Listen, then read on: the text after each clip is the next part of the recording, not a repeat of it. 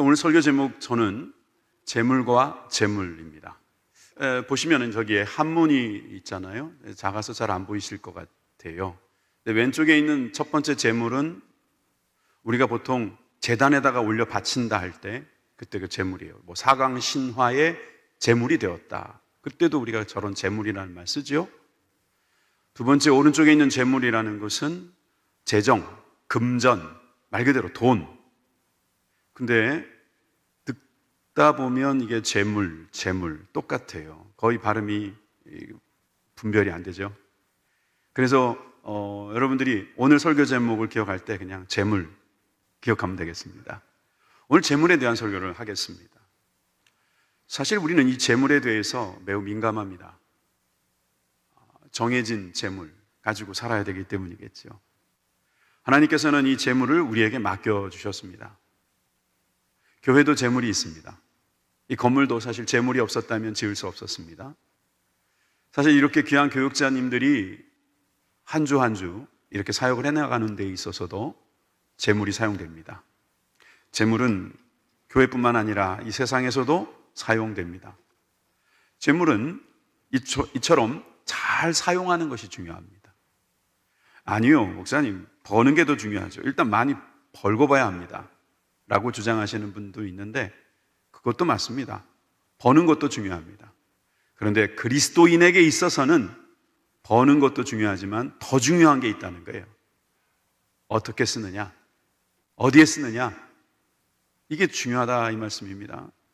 그래서 오늘 우리는 이 재물과 재물에 대한 말씀을 나눌 때 하나님께서 우리에게 어떤 재물관을 또 어떤 재물의 쓰임을 원하시는지를 함께 깨닫는 시간이 되길 바랍니다. 솔로몬은 돈에 대해서 일찍 이런 말을 했습니다. 잠언 10장 22절을 보십시오. 여호와께서 복을 주심으로 사람으로 부하게 하시고 근심을 겸하여 주지 아니하시느니라. 하나님께서는 복을 주십니다. 아멘이시지요? 좋으신 하나님, 우리에게 복을 주십니다. 그런데 그 복은 바로 부하게 하신다 이 말입니다. 가난하게 하는 것을 복이라고 말할 필요는 없습니다. 때로는 우리가 가난하게 될지언정 가난함이 복이다 이런 말 하지 마십시오. 하나님은 분명히 복을 주실 때 부하게 해주시는데 여기에 뭐라고 말씀하시냐면 근심을 겸하여 주지 않는다. 여러분, 이것은 하나님께서 우리에게 보여주시는 돈에 대한 분명한 이미지예요. 하나님께서 우리에게 복 주시기를 원하십니다. 부하게 되기를 원하십니다. 그것 때문에 근심하지 않기를 원하십니다. 여러분, 돈 때문에 근심하지 않게 되기를 주님의 이름으로 축원합니다. 현실은 우리 좀 다르다 할지라도 성경에서 분명하게 기준을 만들어 주셨다는 사실을 기억하세요. 우리에게 주시는 복은 부함이다. 이 부함을 우리가 함께 오늘 생각해 보자는 것입니다. 여러분, 오늘은 약간 말장난 같긴 합니다만은 두 가지 재물을 함께 보는 것으로 오늘 예배는 설교는 끝나게 될 거예요. 첫 번째 이야기는 재물에 대해서 이야기하겠습니다. 어떤 재물이요? 그리스도인의 저재물입니다. 저 재물, 돈, 물질, 여기에 대해서 한번 먼저 살펴보도록 하겠습니다. 여러분, 오늘 읽었던 본문 빌립보, 이 빌립보서에 나와 있는 내용의 마지막 부분을 여러분들이 읽으셨어요. 빌립보 교인들에게 사도 바울이 편지한 내용의 결론 부분이라고 할 수 있습니다. 그는 고마움을 표현합니다. 빌립보서 4장 10절 말씀을 다시 한번 보시겠습니다. 내가 주 안에서 크게 기뻐함은, 이 기쁨은 감사하다 이 말입니다. 너희가 나를 생각하던 것이 이제 다시 싹이 나미니, 생각하던 것이, 예전에 생각했던 것이 또 다시 일어났다라는 거예요. 배경화면에 저렇게 싹이 났잖아요, 그죠? 다시 싹이 났다는 거예요. 다시 시작됐다는 거예요. 옛날에 잘했는데 잠깐 멈췄나 봐요. 그러다가 다시 하게 됐다는 거예요. 뭘 생각한 겁니까? 너희가 또한 이를 위하여 생각은 하였으나 기회가 없었느니라 하면서 그 다음 절에 이제 이야기를 하려나 봐요. 내가 궁핍함으로 말하는 것이 아니라 어떠한 형편에든지 내가 자족하기를 배웠다, 이렇게 말했어요. 지금 내가 어려워서 이런 말을 하는 게 아니라 빌립보 교회에서 그동안 못 도와줬던 그것을 다시 시작하게 된 것에 대해서 그저 감사하려는 것이다. 내가 지금 돈이 없다가 마침 돈이 다 떨어졌는데 돈을 보내주니 그게 고마워서라기보다는 여러분들이 중단했던 그 좋은 일을 다시 시작하게 된 것을 기쁘게 생각한다. 그런 말씀을 하고 있는 것입니다. 여기에서 그는 자족이라는 말을 배웠어요. 자기는 궁핍함 때문에 이렇게 고마움을 표현한 것이 아니고 나는 도리어 자족이라는 이야기를 하면서 약간 말이 다른 쪽으로 빠지는 것 같은 느낌도 듭니다. 자족이 뭘까요? 한문으로 보면 스스로 만족하는 걸 자족이라고 말합니다. 재물에 대한 그의 자세는 자족함입니다. 여러분, 재물은 자족함이 필요합니다. 벌어도 끝이 없기 때문입니다. 그렇다고 안 번다고 생각하면 더 큰일입니다. 벌긴 버십시오. 그러나 자족도 하시기를 주의 이름으로 축원합니다. 여러분, 자족하는 비결을 그는 또 이렇게 말합니다. 12절입니다. 내가 비천에 처할 줄도 알고 풍부에 처할 줄도 알아. 모든 일에 배부르며 배고픔과 풍부와 궁핍에도 일체의 비결을 배웠노라. 여러분, 비천한 일이 생길 수도 있습니다. 살다 보면 풍부해질 수도 있습니다. 여러분, 그런데 여기에서 비결을 배우게 된다는 것입니다. 여러분, 오늘 저는 여러분과 함께 이 비결을 배우고 싶습니다. 우리가 온수에 들어가든지 냉수에 들어가든지 거기에 처할 수 있는 비결, 무엇일까요? 태어날 때부터 부자인 분들도 있습니다. 그러나 그 부자를 계속 할 수 없을 수도 있습니다. 자기가 실수하지 않았음에도 불구하고 억울하게 가진 돈을 다 잃을 수도 있습니다. 이때 일체의 비결을 가지고 있는 사람들은 이 자족이라는 말을 할 수 있겠죠. 여러분, 우리가 재물에 대해서 많은 자세들을 갖고 있는데 돈을 많이 버신 분들은 아유, 이 설교는 제가 해야 됩니다 라고 말하실 수도 있습니다. 맞습니다. 당신이 그렇게 돈을 많이 번 비결을 우리는 듣고 싶습니다. 그렇지만 우리가 더 듣고 싶은 것은, 이 시간에 특별히 더 듣고 싶은 것은 성경에서 말하는 재물은 무엇이냐, 이 재물을 우리가 어떻게 얻을 것이며 관리할 것이냐, 이것도 사실 알고 싶다 이 말입니다. 사실상 저는 이 말씀을 오늘 이 자리에서 하려고 하는 거예요. 일체의 비결은 무엇인가? 일단 결론부터 내리고 시작하죠. 사도 바울이 말하는 일체의 비결은 바로 13절에 나옵니다. 내게 능력 주시는 자 안에서 내가 모든 것을 할 수 있느니라. 여러분, 모든 것을 할 수 있을 만큼의 자족함이 있다는 거예요. 그래서 내가 모든 것을 할 수 있다. I can do all. 나는 모든 것을 할 수 있다. 자신감 충만한 고백이 있는데 이 13절에서 중요한 것은 둘째 줄이 아니라 첫째 줄입니다. 내게 능력 주시는 자 안에서. 여러분, 누가 재물을 많이 가지고 있는 사람이냐?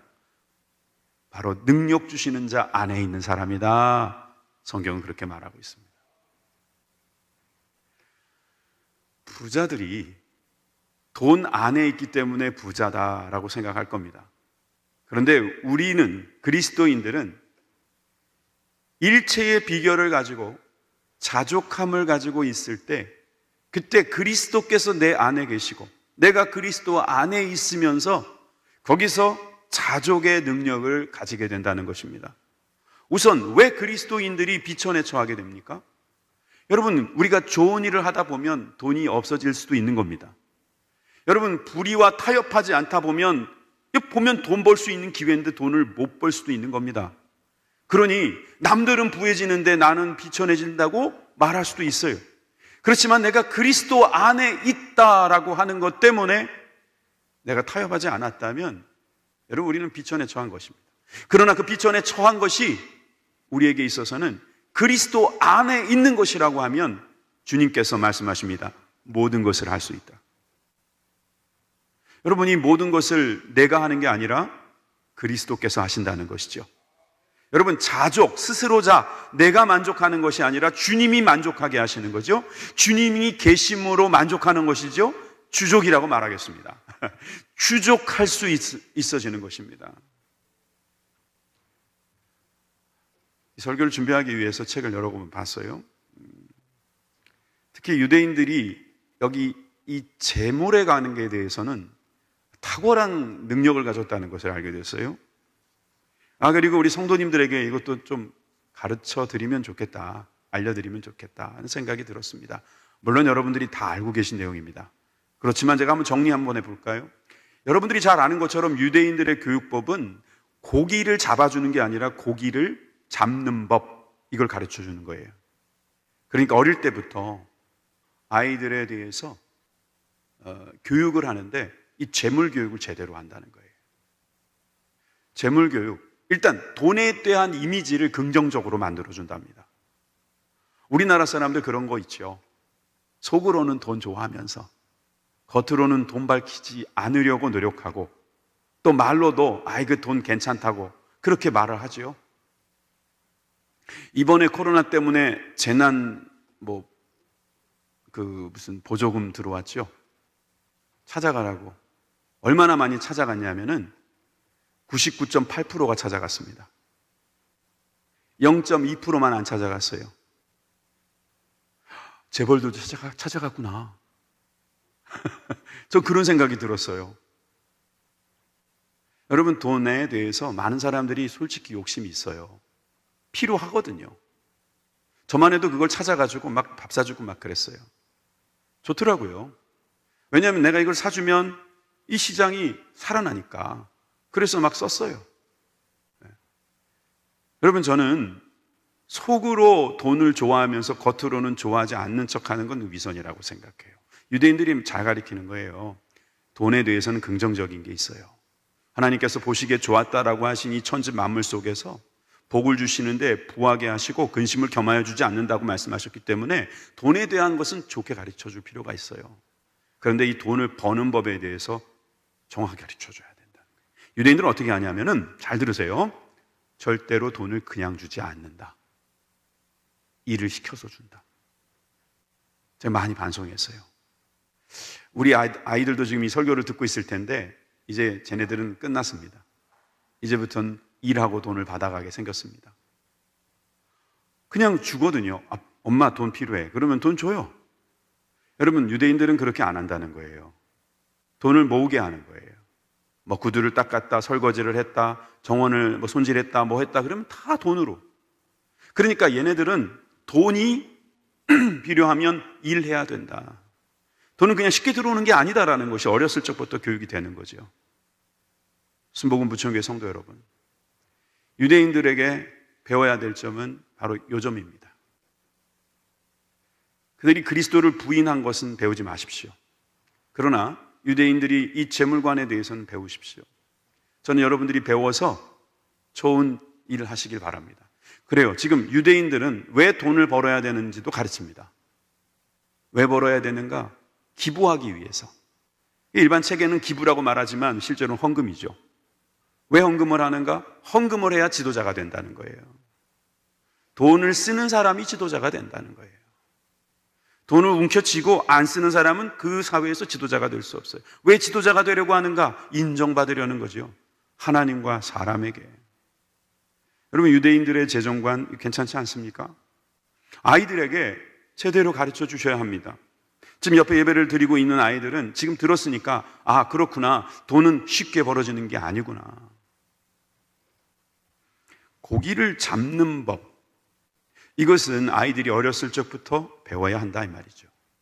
유대인들이 공부를 잘한다는 것도 아시죠? 소위 아이비 리그에 엄청나게 들어갑니다. 이 아이들이 공부를 잘하는 거에 대해서 물어보면 다 가르쳐줬다는 거예요. 우리는 책도 많이 썼고 많은 사람들이 물어보는 비결에 대해서 다 말해줬다. 그게 뭐냐? 다시 말해달라. 그러면 하브루타. 토론했다는 거예요. 토론. 서로 앉아가지고 막 토론하면서 자기가 알고 있는 것을 더 제대로 알게 되는 거예요. 근데 우리나라 어때요? 그냥 주입식이란 말이에요. 그들이라고 주입을 안 하는 건 아니에요. 하나님의 말씀은 주입해요. 그럼 주입된 걸 가지고 막 하브루타를 통해 가지고 토론을 하면서 막 거의 싸우듯이. 그런데 그들에게 거기서 창의력이 나오고 거기서 응용력이 나오고 거기서 말도 못하는 보통 나라 사람들은 생각지 못하는 그런 아이디어가 나온다 이 말이죠. 저는 우리 부모님들이 재물에 대해서 잘 사용할 뿐만 아니라 우리 자녀들에게도 잘 가르치는 그러한 놀라운 은혜가 있기를 바랍니다. 사도 바울은 지금 우리에게 가르쳐 줍니다. 자족한다. 나는 일체의 비결을 배웠다. 내가 주님의 일을 한다고 하니 때로는 비천에 처하고 때로는 풍부에 처하게 되는데 여기에서 나는 비결을 얻었다. 그 비결이 무엇이냐? 내가 능력 주시는 자 안에서 있는 것이다. 여러분, 내가 능력 주시는 자 안에만 있으면 주님께서 이 모든 것을 이루어 주신다는 것을 믿는 것, 그것이 그리스도인들의 재물관입니다. 여러분, 이 재물을 가지고 주님께서 원하시는 대로 마음껏 사용하시기 바랍니다. 여러분, 이 바울이 어떻게 이런 걸 놀라운 걸 배웠을까요? 빌립보서 2장 8절에서 그는 이렇게 고백합니다. 사람의 모양으로 나타나셨으며 자기를 낮추시고 죽기까지 복종하셨으니 곧 십자가에 죽으심이라. 누가? 예수 그리스도께서 낮추셨다는 거예요. 낮추시는 거예요. 여러분, 재물은 낮추는 사람이 버는 것입니다. 온유한 자가 땅을 차지하는 것입니다. 여러분, 온유한 사람은 결국 복종도 합니다. 자기가 죽어야 할 십자가의 자리 거부하지 않습니다. 꼭 돈 벌려고 십자가를 지라는 이야기로 들린다면 그 오산입니다. 예수님께 배웠어요. 배우다 보니까 일체의 비결을 낮추시고 복종하시고 순종하시고 십자가를 지시는 모습으로 배우셨다는 거죠. 여러분, 우리가 이 세상에 살아가면서 이 재물은 십자가처럼 잘 지고 가야 합니다. 힘들다고 놔도 안 됩니다. 그렇다고 무시해서도 안 됩니다. 십자가에 눌려 죽을 일도 없습니다. 주님께서는 이 재물관을 통해서 우리가 주님을 닮아가게 하실 것입니다. 우리가 재물을 잘 쓸 때 우리가 그리스도를 닮아가게 될 것입니다. 믿으십니까? 여러분, 믿으시면 아멘 하십시다. 한 세 분이 아멘 안 하셨어요? 아멘 하시기 바랍니다. 고린도후서 8장 9절에 이렇게 말씀하십니다. 우리 주 예수 그리스도의 은혜를 너희가 알거니와 부요하신 자로서 너희를 위하여 가난하게 되심은 그의 가난을 인하여 너희로 부욕해 하려 하심이라. 주님이 낮아지시고 십자가의 지심으로 인하여서 주님이 가난하게 되셨어요. 다 이루셨어요. 그런데 결국 누가 부요하게 됐어요? 우리가 부요하게 된 것입니다. 주님은 물질을, 주님은 그 몸을, 주님은 그 기회를 그렇게 사용하셨습니다. 여러분, 우리는 재물을 그렇게 사용할 수 있어야 합니다. 내가 가난해져서 남이 부해지는 거예요. 그래서 그것을 보면서 내가 부해지는 거예요. 그러므로 인해서 우리가 다 같이 부해지는 것입니다. 이런 재물관을 어릴 적부터 배워야죠. 그리스도인이 되어서부터 배워야죠. 이걸 안 배우고 그저 세상 사람들과 똑같이 돈 벌고 똑같이 쓰려고 하면 여러분, 우리가 도대체 누구를 믿고 있는 것이며 누구를 따라가는 것인지 우리는 거기에서 보여드리게 되는 것입니다. 사도 바울은 자기의 아들 같은 디모데에게 이렇게 가르쳤습니다. 디모데전서 6장 9절에서 10절 말씀입니다. 부하려 하는 자들은 난데 하시는 분들 있죠. 부하려 하는 자들은 시험과 올무와 여러 가지 어리석고 해로운 정욕에 떨어지나니 곧 사람으로 침륜과 멸망에 빠지게 하는 것이라.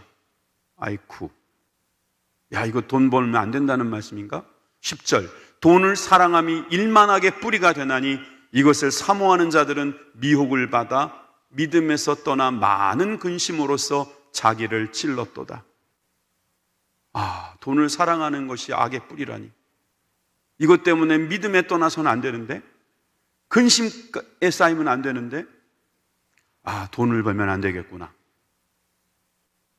그건 잘못 생각하시는 겁니다. 왜냐하면 우리가 읽었던 이 본문 빌립보 교회에서 그들이 가지고 있는 재물을 가지고 돕고 있다는 사실을 여러분 보고 계십니까? 그 돈을 모으기 위해서 그들은 열심히 일했을 것입니다.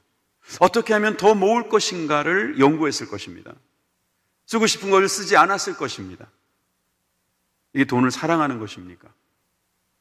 내가 그리스도 안에서 모든 것을 할 수 있다는 믿음을 가지고 재물을 관리하는 사람은 돈을 따라가는 사람이 아니죠. 돈을 사랑하는 사람이 아니죠. 돈을 사용하는 사람이지요. 돈을 사랑하지 마십시오. 돈을 사용하십시오. 여러분, 이 돈은 하나님께서 주시는 것입니다.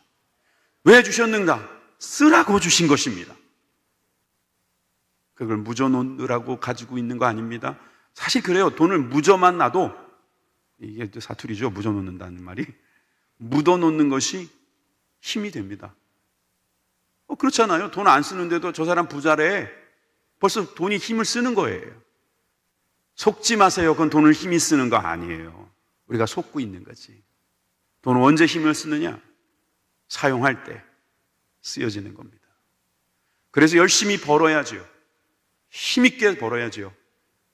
재물은 그렇게 버는 것입니다. 하용록 회장이라는 분이 있어요. 이분 목사님일 거예요. W31 뭐 이런 책도 썼고요. 여러분 아마 서점이나 여러분 가보시면 다 있을 거예요. 이분이 심실빈맥증이라는 병에 걸렸어요. 한마디로 죽을 병입니다. 기도를 했습니다. 아버지도 목사님이신데 기도를 했는데 그러시더랍니다. 하나님께서 내가 너를 살려주면 뭐하냐?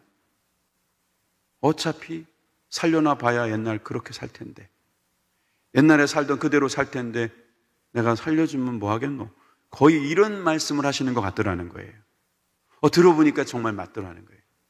그동안 그렇게 살았는데 살려나 봐야 또 그렇게 살 건데 그냥 빨리 천국 가는 게 낫지, 이런 생각도 들었는데 거기서 자신을 발견한 거죠. 그가 거기서 회심을 한 겁니다.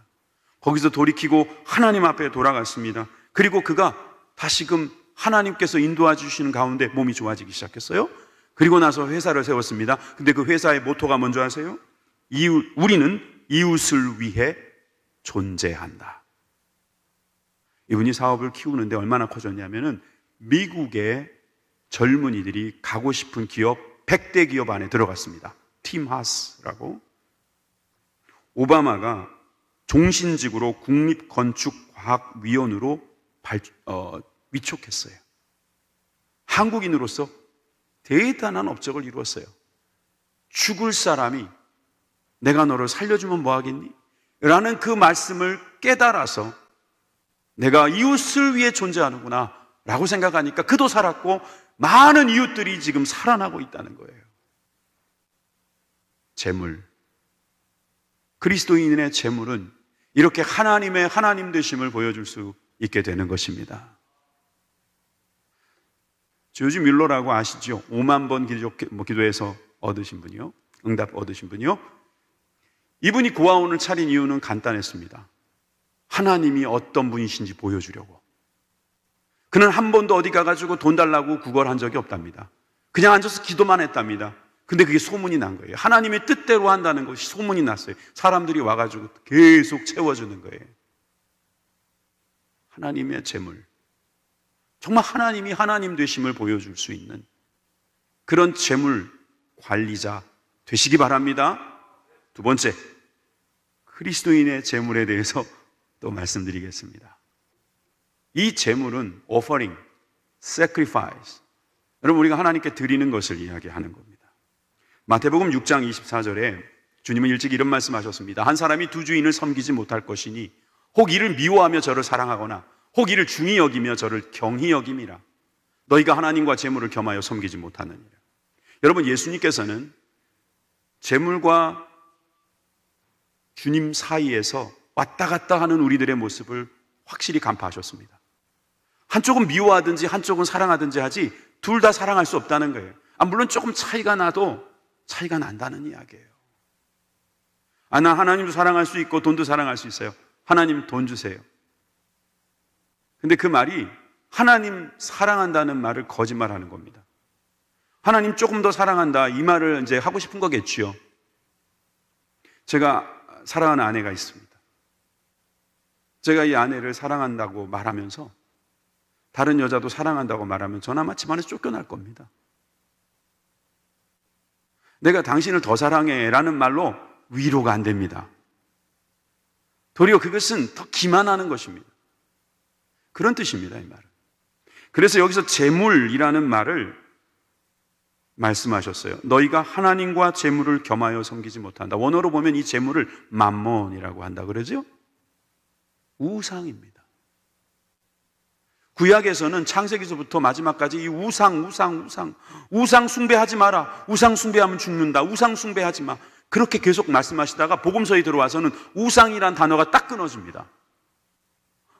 우상이란 단어를 예수님이 안 쓰십니다. 복음서에는 우상이란 단어가 없어요. 여기 딱 한 번 나오는 겁니다. 재물신,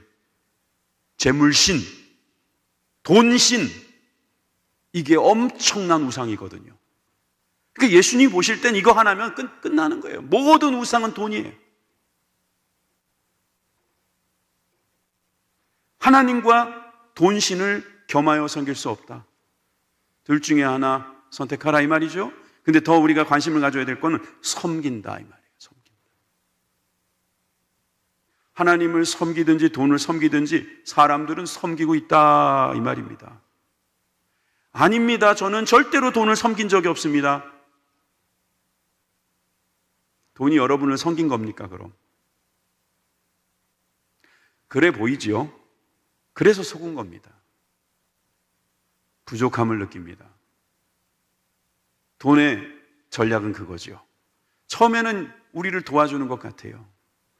그러다가 이제 우리가 돈하고 하나가 되죠. 그러다가 나중엔 우리가 돈에게 끌려가죠. 유대인들의 재정훈련 중에도 그런 게 있대잖아요. 돈을 사용하는 법을, 돈이 주인 되지 않게 하는 것을, 돈을 어떻게 사용하느냐. 그래서 그들은 기부하는 것이 아예 몸에 뱉다잖아요. 미국의 어떤 그 타운에 소위 그 이사 오는 분이 있다고 할 때, 부끄러운 이야기지만 한국인 이사 오는 거 반기지 않는답니다. 중국인? 죄송해요. 다른 나라 사람들 다 반기지 않는데요. 그런데 그 나라 사람, 그러니까 그 민족만 오면 반긴다는 거예요. 어디겠어요? 유대인들이에요. 왜 그렇겠어요? 그들이 오면 기부를 하거든요.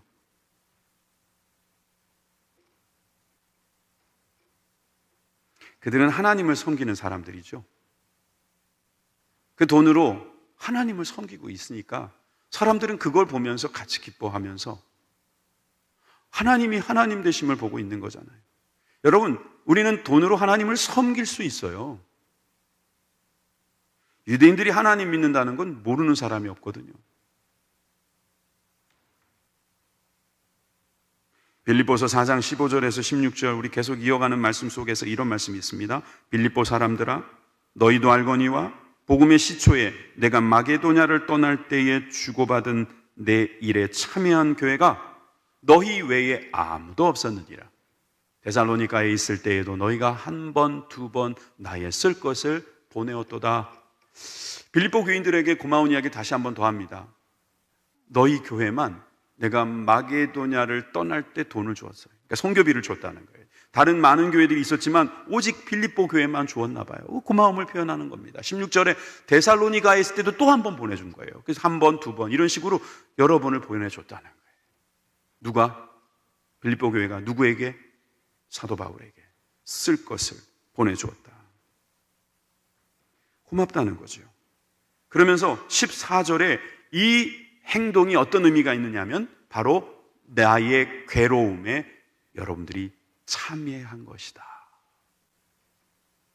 여기서 예수님께서 계셨다 해도 마찬가지일 거고 사도 바울이 주님의 일을 할 때 그에게 도움을 준 것은 참여한 것이다 이 말입니다. 내가 같이 선교지를 가지 않았지만 내가 복음 증거하는 그 현장에 있지는 않았지만 함께 참여하는 것이다. 이게 괴로움일 수도 있다는 거예요. 근데 그 괴로움을 헌금을 통해서 함께 참여했다는 거죠. 저는 맞는 것 같아요. 왜냐하면 우리가 돈 벌 때 괴롭거든요. 돈 벌 때 그 괴롭지 않은 사람 몇 명이나 있겠습니까? 그 괴로움을 통해서 참을 수 있는 방법 뭐예요? 내가 지금 고난에 참여하고 있다. 여러분 힘들더라도 열심히 일하십시오. 그 현장에서 여러분 참으실 때 이렇게 생각하십시오. 내가 그리스도의 고난에 참여하는 것이다. 포기하지 마십시오. 낙심하지 마십시오. 능력 주시는 자 안에만 있으면 주님께서 도와주시고, 그리고 여러분들이 함께 참여하게 해주십니다. 이것이 바로 드리는 거 아니겠어요? 그래서 고린도후서 8장 2절에서 3절에 보니까 환난의 많은 시련 가운데서 저희 넘치는 기쁨과 극한 가난이 저희로 풍성한 연보를 넘치도록 하게 하였다 그랬어요. 고린도 교회에게 그들도 헌금을 하니까 이렇게 말을 한 거예요. 얼마나 힘들었는지, 그들에게는 환난의 많은 시련, 이게 많은데 앞뒤로 다 환난이에요. 환난의 많은 시련이 있었는데 거기에서 넘치는 기쁨이 있었다는 거죠. 왜? 극한 가난이 있었는데 왜?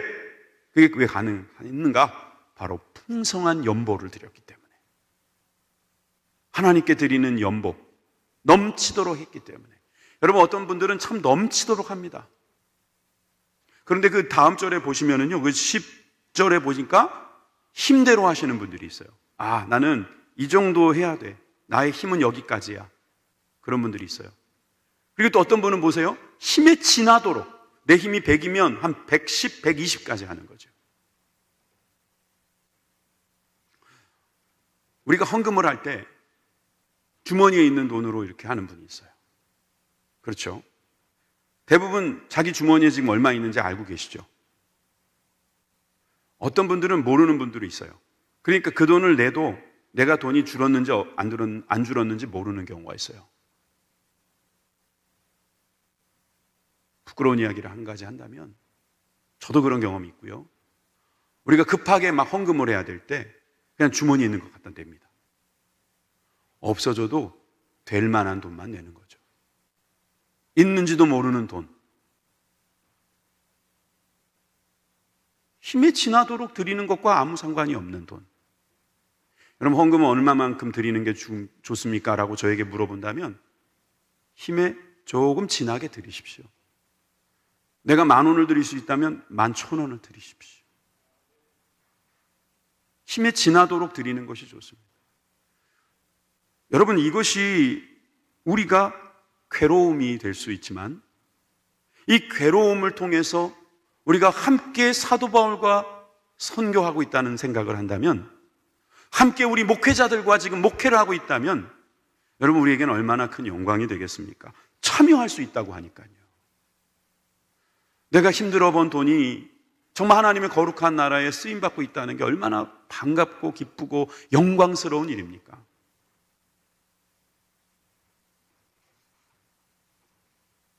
빌립보서 4장 18절에 오늘 아주 결론적인 말씀이 나오죠. 내게는 모든 것이 있고 다 풍부한지라. 사도 바울은 풍부해요. 자비량 선교를 했거든요. 천막 짓는 일을 했기 때문에 자기 쓸 것은 충분히 있다는 거예요. 그런데 에바브로디도 편에서 너희의 준 것을 받음으로 선교비를 받은 것 같아요. 내가 풍족하니, 여기서 말한 내가 풍족하다는 것은 선교할 수 있는 양이 있으니 이는 받으실 만한 향기로운 제물이요. 할렐루야. 여러분, 이게 향기로운 제물이라는 것입니다. 하나님을 기쁘시게 한 것이다. 여러분, 우리가 어떻게 하나님을 기쁘시게 할 수 있다는 거예요? 향기로운 제물로서. 여러분, 착각은 하지 마십시오. 제가 지금 돈을 드려야만 하나님을 기쁘시게 한다는 말씀을 드리는 것이 절대로 아닙니다. 향기로운 제물은 하나님께 드릴 때 나타나는 것이다, 이 말입니다. 하나님께 드리지 않고 나를 위해서 쓰는 것, 그것은 어찌 보면 그냥 내가 우상이 될 수도 있고 돈이 되는 그런 자리에 내가 있는 것일 수도 있단 말이에요. 돈이 힘자랑하는 거, 그 자리에 내가 잠깐 있을 수도 있는 겁니다. 그런데 여러분, 이 돈이 하나님께 향기 나는 제물로 드려진다면 이것은 주님을 기쁘시게 한다는 거죠. 이런 생각이 들지요. 여러분, 우리가 이 말씀이죠. 마태복음 26장에 보니까 마리아가 한 이야기가 나오죠. 그가 예수님의 발에, 또 어떤 복음서에서는 머리에 부었다 그래요. 가난한 자들은 항상 너희와 함께 있거니와. 이게 예수님의 말씀입니다. 왜냐하면 제자들이 지금 가난한 자들을 돕지 왜 저렇게 비싼 것을 거기다 붓느냐, 왜 허비하느냐. 예수님은 계속 말씀하십니다. 나는 항상 있지 아니하니라. 이 말씀은요, 돈은 써야 할 때 못 쓰면 기회가 사라진다는 뜻입니다. 이 여자가 내 몸에 이 향유를 부은 것은 내 장사를 위하여 합니다. 지금 이 향유, 향기 나는 제사를 누구를 위해서 했다? 주님을 위해서 했다는 거예요. 아까 우리 유대인 이야기 했는데요. 유대인들이 기부해가지고 원하는 게 높아지는 거라고 그러죠. 그 높아지고 거기서 멈춰버리면은요, 결국 자기가 우상이에요. 그런데 여기서 하나님을 기쁘시게 하는 데까지 올라가 버리면 이것은 바로 오늘 말씀처럼 향유가 되는 거예요. 주님의 장사, 주님의 사역에 참여하는 겁니다. 주님이 십자가에 죽으시는 그 전날 주님의 그 십자가 사건에, 그 사역에 참여하는 영광이 그 마리아에게 주어진 것입니다. 여러분, 그러니까 예수님께서 13절에 뭐라고 말씀하시냐면 내가 진실로 너희에게 이르노니, 주님 진실로 이야기 말씀하시면 갑자기 허리가 딱 서죠? 중요한 말씀이니까. 뭐라고 말씀하십니까? 온 천하에 어디서든지 이 복음이 전파되는 곳에는 이 여자의 행한 일도 말하여 저를 기념하라. 할렐루야. 한번 보여주세요. 마태복음 26장 13절에 복음이 전파되는 곳, 이곳, 그곳에서 주님께서 말씀하신 대로 여러분들이 기념될 수 있는 귀한 역사가 있습니다. 그것은 바로 우리가 향유를 드리는 것입니다. 향기 나는 제사를 드리는 것입니다. 때를 놓치지 않는 것입니다. 그리고 주님께서 기뻐하는 일을 하는 것이고 주님의 사역을 하는 것입니다. 여러분, 그런 모습이 있기를 바랍니다. 빌립보서 4장 17절에 그래서 이 아까 18절 읽었잖아요. 사도 바울은 분명히 이렇게 우리한테 이야기합니다. 내가 선물을 구함이 아니다. 나한테 선물 보내달라는 게 아니다는 거예요. 그럼 뭐냐 이거예요? 너희에게 유익하도록 과실이 번성하게 하기 위해서. 선교비를 보내주면 결국 누가 유익하다? 우리가 유익하다 이 말이에요. 아이고, 받으시면서 되게 뻔뻔하네 이런 생각도 들겠지만 이게 자기가 받는 게 아니라 하나님께서 받으시는 거니까 말씀을 가르치는 교사로서 이렇게 말해주는 게 맞습니다. 제가 죽어 천국에 갔는데 주님 앞에 이런 꾸중을 받으면 어떡할까요? 정 목사야, 너는 성도들이 복받을 기회를 만들지 못했어. 네 맘대로 성경을 재단하고 네 맘대로 하기 싫다고 안 하고 하면 창피하다고 하면 인기 떨어진다고 헌금 설교 안 했어. 그래서 아이들이, 그래서 우리 성도들이 복을 못 받았어. 정 목사야, 너 왜 그랬어? 저 그런 꾸중 듣기 싫거든요. 부모님들이요, 그런 꾸중 듣지 마십시오. 할 말은 하십시오. 왜? 다 유익한 것이기 때문입니다. 다 유익하기 때문입니다. 도대체 왜 돈은 이렇게 한 곳에 집중되어 있어서, 요즘은 그렇죠? 돈 있는 사람만 돈 있는 것 같아요. 이게 성경을 찾아보니까 재미난 기록이 있어요. 창세기 2장을 보시면요, 창세기 2장 11절 12절 보실까요? 금이 어디 있었나 볼까요? 첫째의 이름은 비손이라 금이 있는 하윌라 온 땅에 둘렀으며 그 땅의 금은 정금이요. 그러니까 노아의 홍수, 완전히 땅이 뒤집히기 전에는, 그러니까 에덴 동산 이후니까 2장이니까 아주 초창기잖아요. 그때는 금이 하윌라에 모여 있었던 거죠. 왜 하나님은 금을 한 곳에 모아 놓으셨을까요? 곳곳에 만들어 놓으면 다 알아서 잘 쓰고 풍성하게 쓸 텐데 왜 한 곳에 모아놨을까요? 왜 당신 주머니에 넣어놨을까요? 나누라고.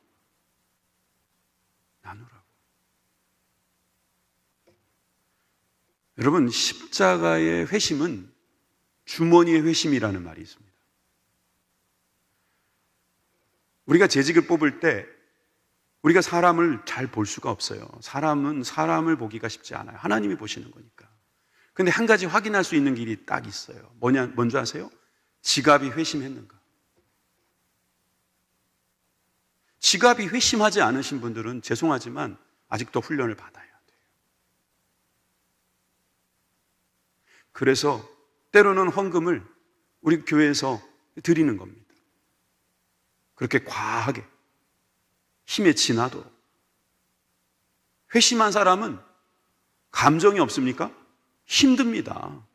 그렇지만 하나님께 드릴 수 있다는 것은 내게 능력 주시는 자 안에서 내가 모든 것을 할 수 있다 믿을 수 있는 사람입니다. 그렇기 때문에 드립니다. 여러분, 사도 바울이 지금 빌립보 교인들에게 뭐라고 축복하는지 마지막 말씀 볼까요? 그는 이렇게 간절히 축복합니다.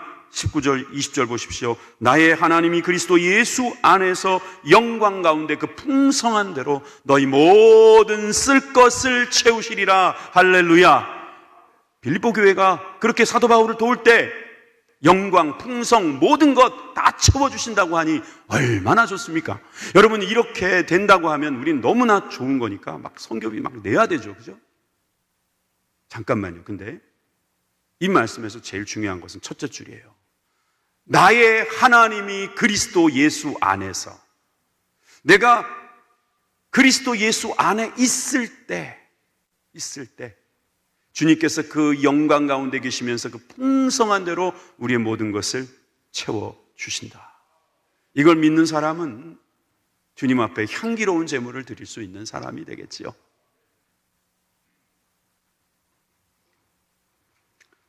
코로나로 인해서 여러 가지 힘듭니다. 위축되기 쉬운 시간들입니다. 요셉이 예언했던 기근이 또 찾아오는 것 같은 불길한 예감도 듭니다. 재물 잘 관리하십시오.